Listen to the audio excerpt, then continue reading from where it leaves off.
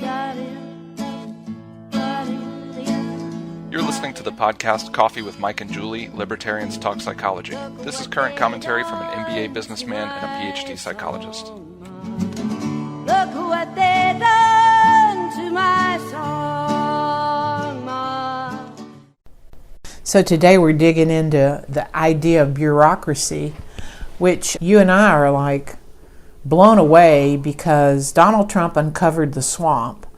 And we did not understand the depth of the bureaucracy in this country. But we're daily getting information about how deep and pervasive these industrial complexes are or have been. It's kind of like an eye-opening situation. It's like it stuns us. And I don't know if when you get to our age, you're stunned by what you didn't see happening over the 30 years that you were busy earning a living and raising kids and working out and, you know, trying to make sure to eat right and all that kind of stuff. But we're just flabbergasted. So today I want us to brainstorm and kind of look at the different pieces of bureaucracy. So the best movie depiction I've ever seen of bureaucracy comes from this failed movie. It failed for everybody but sci-fi romance followers. They said it developed a cult of females who like sci-fi. So they had like a and that's a very small market. That sure describes you. Well, it's me because I only like Star Trek. Of course, I've gotten into watching the 2 mini-series on next week. We got into watching Downton Abbey and The Crown, which is fascinating for political pundits like ourselves. You know, the psychology of that and the chimpanzee politics going on. But other than that, the only reason I went searching for anything else to watch is because I know all the Star Trek episodes by heart, and I finally got a little tiny bit bored with watching Star Trek over and over. But the best depiction of the bureaucracy is from Jupiter Ascending. And so we're going to play that clip now. Yeah. This is the authentic recurrence of Her Ladyship, the Abrasic Sovereign, and we have come to claim her title. You need to file an inheritance petition. And if the title is held, you need a transfer of title. Thank you. File a quitclaim through Central Services, Section 918. Next. You need a title survey and gene print identification from Wilson Trusts.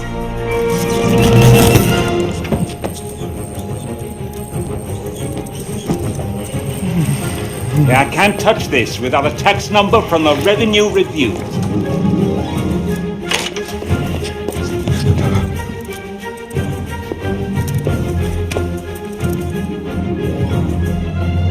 This is revenue request, not revenue review. Method sort quas part tax identification sort. We can't get the title without the tax ID. This blicker. Corn pork. Clacko.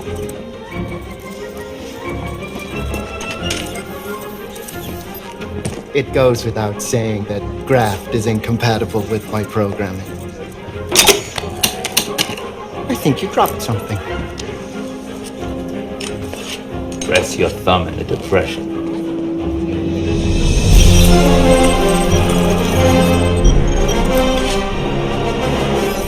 Seals and signets are on sub 33. Your Majesty. That is the best description from literature that I've ever seen, and it follows some of the great psychologists that understand how a bureaucracy emerges. So how does a bureaucracy emerge? Cotter, in his book, Leading Change, he's actually going back to his book From Corporate Culture and Performance. I'm going to insert something here. Sure. Real quick, is that you talked about how we, in our aging process have seen, we're much more alarmed about the bureaucracy than we used to be. And my claim is that in our youth, we knew the bureaucracy was there. Really? But it seemed like the president and other politicians controlled the bureaucracy. Now it's clear to me that there is, we do not have leaders. Our leaders in this country do not have don't even pretend that they can control the bureaucracy. Well, that's a very good point. We saw that where, what was it, Trump, and let me just point out that I'm not so enamored with Trump as a president, but as a disruptor, he's wonderful. He was appointing a new ambassador, and they had this congressional hearing, and they had some kind of military bureaucrat, and this guy he had a snooty look to his demeanor, but he basically said, I don't remember his name, but he was, I think Trump got rid of him. He basically said, he can't do that, we do that. And in other words, he challenged the authority of the elected president. And so that might be the first variable to look for in a system of people that become alive. You know, in systems theory, I mentioned this, is when the subgroup becomes alive, it begins to defend itself and attack back. I mean, you get the same competitive psychology that you get with two guys or two girls, or two guys or two women in a competition. You know, the system, and it's mostly unconscious to those in the system. They're unaware that the system is actually defending itself instead of its mission. And we're going to get into this a little bit, because libertarians really need to have a better understanding, in my view, of what is going on here from the psychology of the organization, of the social organization that we're looking at. So Cotter points out that in a business organization, you start out with visionary entrepreneurs, and through luck or just hard work or whatever, talent, they become successful. Okay, and so you go through that success phase, and then you get to the abundance phase, and that's where things go downhill, because the managers begin to believe that they are the best, he says, and that their idiosyncratic traditions are superior, and they become more and more arrogant, and then top managers do nothing to stop this trend, and they often exacerbate it. So in other words, you get a subgroup that begins to feel superior. Okay. And you're identifying this. I noticed your wording identifies it, and kind of similar to our Tytler cycle. Yeah, of nations. But you're talking about a company being formed, the entrepreneurs starting with the company, that's the courage phase. But as they become successful, you get abundance. Yeah. And then you start having problems. Then you start. So that makes sense, because you're saying this is at multiple levels of the system. You can see this effect. That's kind of that's kind of our hypothesis, and that we've been struggling to better define. Is Tytler said this happens over and over in the large system. It's like in countries, which would be a large system. I see this in my small system of psychologists. Trump uncovered it in our national system. Cotter is talking about it in any business system. Let me just add one thing from Cotter. This is John Cotter, who's like to me, his best book, and I mentioned it before, is Leading Change. It's not his best book. He's been looking at these systems since I was in graduate school. I was exposed to him. He's like a genius. I love following him. I'm sorry. What was the name of the guy in the Terminator? John Connor. That is great that you put that. So I should call John Connor, the savior, the hero of the of what I think is the best movie of all He time. saved us Terminator. from being taken over by the machines. I love that. That's fantastic. John Connor. Sorry. The legendary John Connor. I'll be back. So let me just read quickly from John Connor's book, Leading Change. So what develops is a strong and arrogant culture. And then we've drawn the comparison to the large system country. And what also develops is managers fail to acknowledge the value of customers and stockholders. So there's a feedback block. Okay, and then managers fail to acknowledge the value of leadership and the employees at all levels. So anyone that wants to, go with that further should go read John Cotter / Connor's work, Leading Change. Well, can I comment on from a business standpoint? Yes. Because you're talking about the subgroups, and the subgroups get to where they don't respond to the end user, your customer. Yes, there's a feedback block. So I can tell you, as a company, now we were a small company. We were, relatively, or we were a small company. Well, you started it from scratch. Started from scratch. So you started out small. We had the thing, the cycle that you're talking about. Yeah. And we noticed a problem. We had an industrial group and an infrastructure group. Civil engineering. But we noticed that, that our company was not responding like it should. So we split off the two groups and had You separated the two groups. We separated the two you groups created and two had groups. the infrastructure group respond to those clients, and you bifurcated. and the industrial group would respond to their clients. Then we ran into a different problem. The two damn groups, with our two damn groups, they were responding to the clients well. Yeah. But they hated each other's guts. They created competition there between was competition between the two of them that we never could manage it. We just finally In other words, you gave up. couldn't get rid of the competition. You We couldn't. never could. Now, it did help our ability as a company to separate the groups so that they were smaller groups and they were more responsive to the client. Mm-hmm. So that part, it did solve that problem. But good God, those guys, and the people, even the individual workers got to where they were. Well, they developed, this is my thought, we didn't dig into that as a problem. I almost wish we could now, because I know more about that now. But so the analysis would be that the between group competition was never brought to conscious awareness enough to create cooperative, supportive mechanisms, that they always saw each other as rivals of some sort. Y'all were the father figures. Y'all probably blew that. You probably blew. I'm sure we did. I'm sure there, in hindsight, there must have been some. Steve was more on the industrial stuff, and I was more on the infrastructure stuff.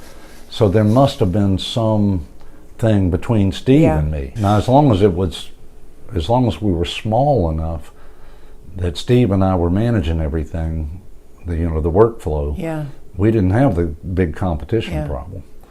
But there must have been some of that. But it isn't because we didn't have conscious awareness. We were. Was everybody conscious aware of the Everyone competition? was, and we talked about it all the time, and tried several different things, and just finally I don't remember you talking to me about that all that much. I remember you complaining about it, but I know more now than I did back. That was a number of years ago now, of course. But I know more now because I've been in the trench.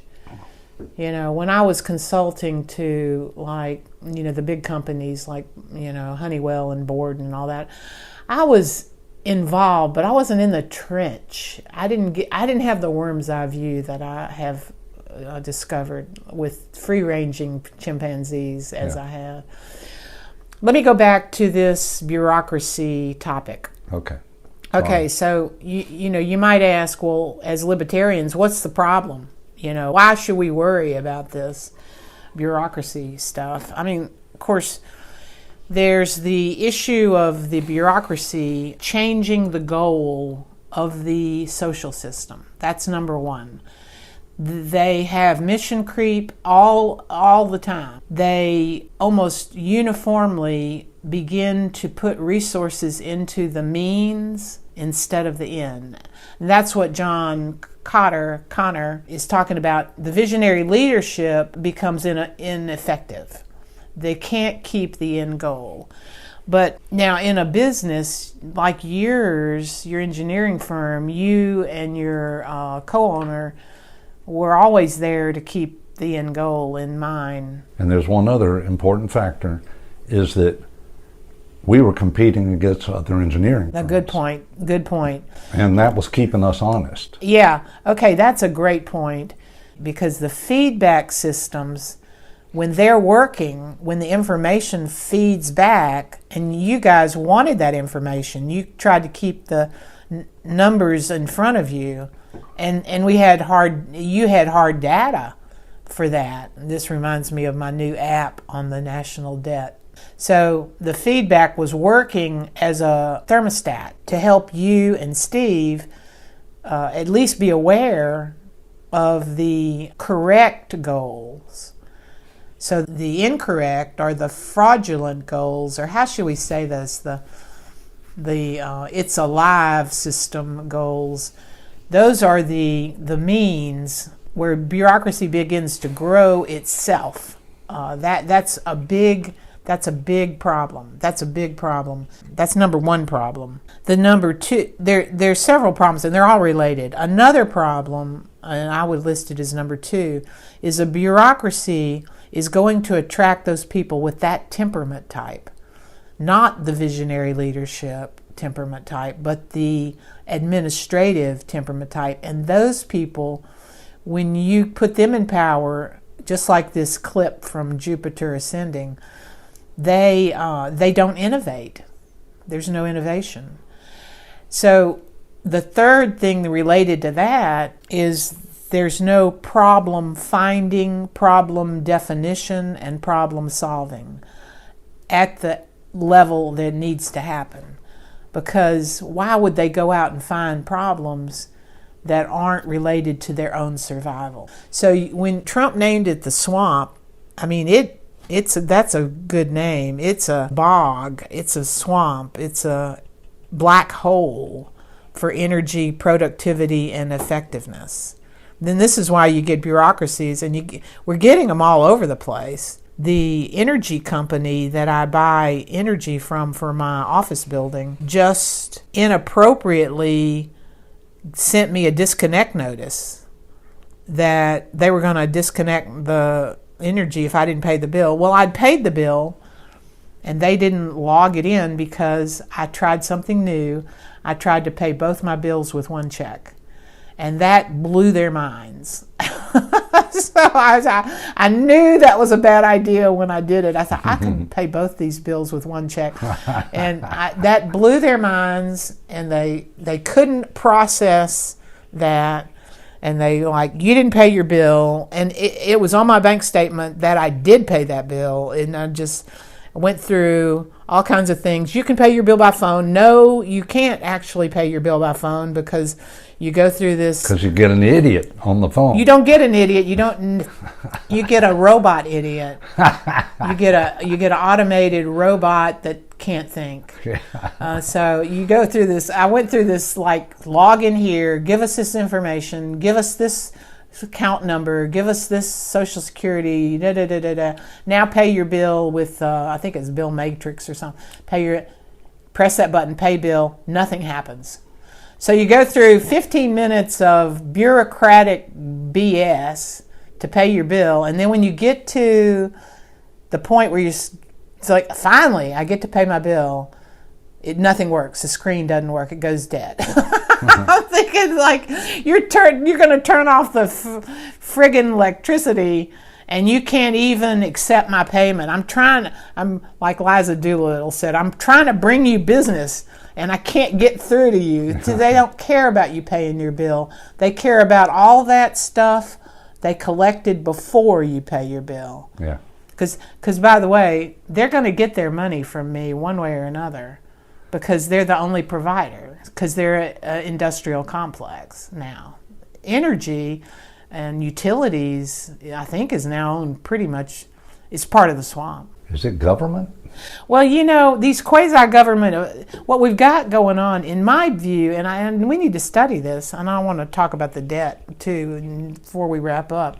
These quasi-government organizations where they have feeder lines into the government, that either grew like roots while we weren't looking underground, or it is continuing to develop because of COVID. But the bureaucracy, probably more than the who's leading the country, is the problem right now, because the bureaucracy of this level sucks all the human productivity out of a country. We're only seeing a tip of this. We're seeing a few roots, but it's underground. All of it's underground. So the question is that a government agency? Is the energy company I'm dealing with a government agency? I'd say probably quasi-governmental. Well, usually, if you don't have a choice, if you have to buy from this one vendor, usually there's government behind that somewhere. There you go. Usually, if you don't have a choice, then government is involved. And so that's a very good diagnostic indicator. I don't think I have a choice of my energy company in Baton Rouge. And you think I'm going to call them and try to involve myself in correcting? Did I think there's some way to straighten this out? No. So I overpaid both bills like $300. So just because I don't want the damn electricity turned off. Yeah. And that worked because they don't like me getting a paper bill, and now I'm automatic pay. Now they go right to my checking account. I got to mention the most frustrating thing of all when I call someone and spend 30 minutes on the phone, half that time waiting to get a live person, and they put me on hold to take care of something, and then the phone line goes dead. That's the worst of all. I want to blow my brains out. I want to take a gun and blow my brains out. Or blow their brains out. Well, if I could, I'd prefer to do that. So in psychology, there's externalizing and internalizing. Blowing your brains out is internalizing. Okay, yeah. I want blowing to blow their brains out is externalizing. If I could get to them, I'd like to blow their brains out. Yeah, and it makes you, after you've done that a couple of times, it makes you sympathetic for people who blow things up. I mean, remember that guy that was like so frustrated he started driving over the cones? This was years ago. They got him on tape. He was in traffic and he lost his shit. And he just started driving over all the cones. They got him on tape. It was hilarious, but everybody that saw that understood what that guy was doing. It's like, I've had it with the damn cones and the traffic. We all understand that we have to be afraid of an angry man. And the guy driving over the cones is the definition of an angry man. That is a redneck who has lost I think that was in London or something. But it doesn't matter. It doesn't matter if he's in China. Yeah. I mean, that is a redneck who does that. And he doesn't care about the consequences of his behavior anymore. He is angry and he is exhibiting, I've had enough, and he's driving over the cones. Now, a coon ass would do it different. A coon ass would wait till nighttime and then steal the cones. Oh, really? Because they're more secretive than a redneck. But the rednecks, they lose it, and they let everybody know, where their mind is. Anyway, I'm sorry. As a psychologist, we think of that as not a redneck or a coon ass, but a anger management control. Yeah, well, I'm from Louisiana. I've got to. It's like I've got to put it in the categories I'm familiar with. I bought my first app, and getting through Apple and getting my security, that was like, to buy an app, I think the app cost me $1.99, and I had to give them my blood type, at Apple to be able to. I mean, I do understand. Like, this is the first app. Nobody's ever bought an app on any of your. So, I'm a late adapter, but I couldn't help but buy this app. And then I thought about what Johann Pulitzer said about how many people are following me and know where I am and what I'm thinking from this app. I mean, when he showed me the dark web, I like, that's enough to make anybody paranoid. It's like we're living in Tron, and all these tech people know every move we make and every thought. So, and as far as big tech being connected with the government, I mean, I think they're connected, or they're connecting. So this being consumed by the industrial complexes that are now bureaucratic and that are for their own benefit, they're working for their own benefit, they're not working for our benefit, and so we need to accept that. So this app gives you you see, it's running. It's usdebtclock.org. 28 trillion, and it's like, it's frightening because it's running right before your eyes. It's like building up money. In federal spending, official U.S. federal spending, and they give you all this stuff. But the part that I thought was the big reveal, they give you the trade balance. Debt held by foreign countries, that's only 8 trillion. That's only 7 trillion. I thought that was more than that. But I'll tell you what's one of the problems is it's hard to figure out the zeros. There's so many zeros on these. I mean, so many. What is that called? Not a zero, but a digit, or so many numbers. I don't know if I'm looking at trillions or what's above a trillion. Billions, trillions. Well, the billions. You have to count. Here's trillion? A million. Well, that's 7 trillion, but. I know math. I'm supposed to know what's above trillions. I'm not even sure. Gazillion. Well, isn't that something 5-year-olds say?